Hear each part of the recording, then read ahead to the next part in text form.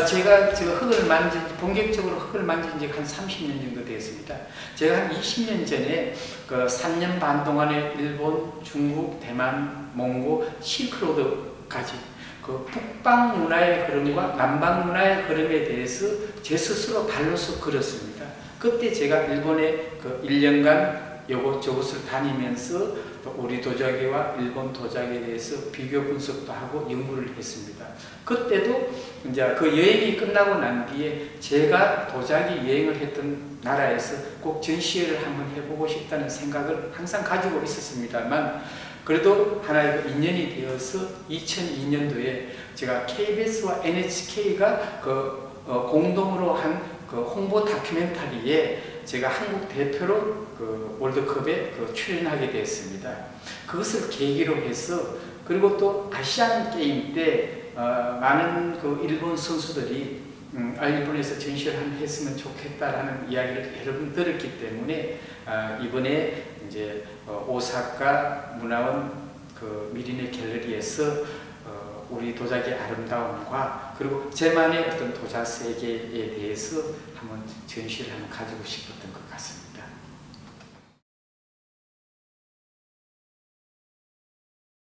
저는 도자기를 하면서 저는 저희 스승을 세계 역사 속에서 천년이라는 긴 시간을 수도로 있었던 경주와 그리고 저를 낳아주신 제 어머니, 그리고 큰 자연이 저는 제 스승이라고 생각합니다.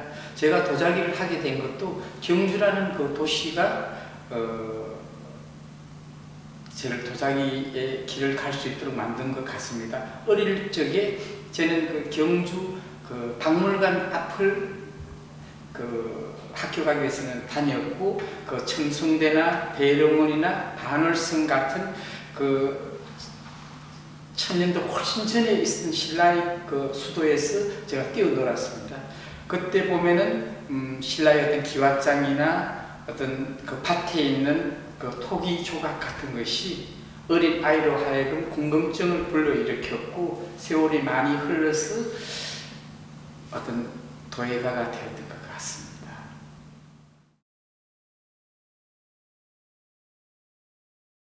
이제 우리 선조 도공들이 만든 작품들이 다른 나라와 좀 다른 것은 어떤 시대성이나 어떤 역사성이나 어떤 희귀성은 아니라고 봅니다. 우리나라나 중국이나 일본도 500년, 1000년 전에는 아주 훌륭한 작품들을 만들었습니다. 유독 세계 유수 미술관이나 박물관에서 한국 도자기에 대해서, 특히 이제 백자에 대해서 많은 찬사와 관심을 보여주는 것은 자연을 닮은 순박한 조선 도공들의 마음이 도자기에 녹아있기 때문에 사람들이 많은 점수를 주는 것 같습니다. 물론 다른 나라에 있는 도공들도 순박한 마음을 가진 분이 많을 거라고 생각합니다.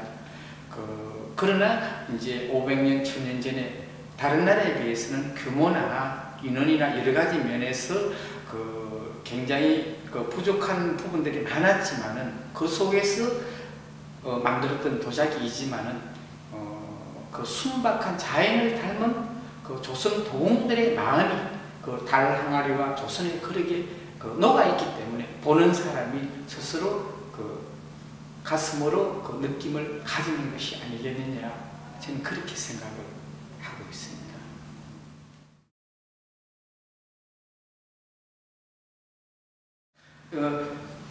제가 4월 14일 날 저녁 7시에 우리 민족의 성과 예술에 대한 강연을 가지게 됐습니다.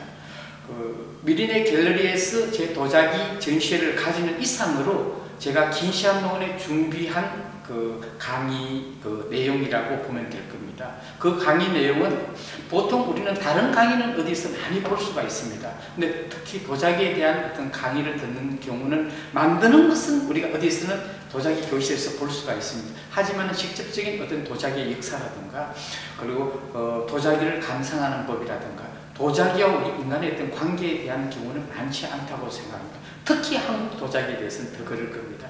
그래서 저는 이번 강의에서 한국 도자기의 어떤 역사, 즉 우리 인간이 처음 흙을 불을 발견하면서 도자기를 만들었던 선사시대 때부터 어떤 신라시대 여러분이 잘 아시는 그 백제의 어떤 우함과 고려의 어떤 강인함 그리고 신라 이거와 더불어가서 또 청자로 유명한 고려시대 그리고 순박한 백자를 만들었던 조선시대 도자기와 근대 어떤 도자기의 어떤 부분에 대한 어떤 강의 원고가 있고 그리고 우리는 막연하게 무엇이 아름답다, 무엇이 좋다라는 것보다 그것이 왜 아름다운지, 왜 좋은지를 남의 귀를 통해서 듣는 것보다 내 스스로 느낄 수 있는 내 눈으로 그것을 확인하면서 느낄 수 있는 것이 저는 굉장히 중요하다고 생각합니다.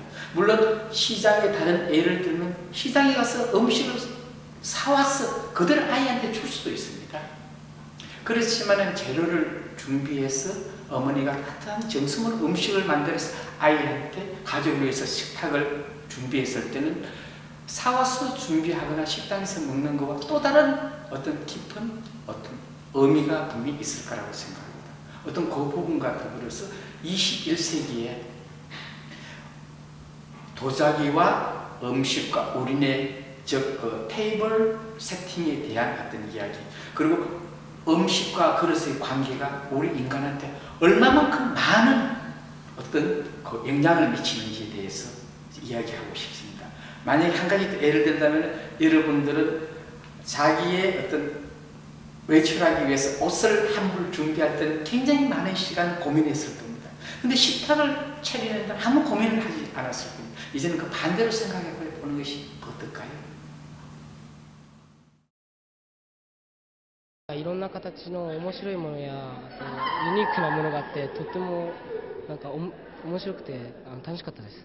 白磁の非常に素朴な美しさが出てますね。日本の場合はちょっと技巧を凝らしすぎる場合があると思いますので。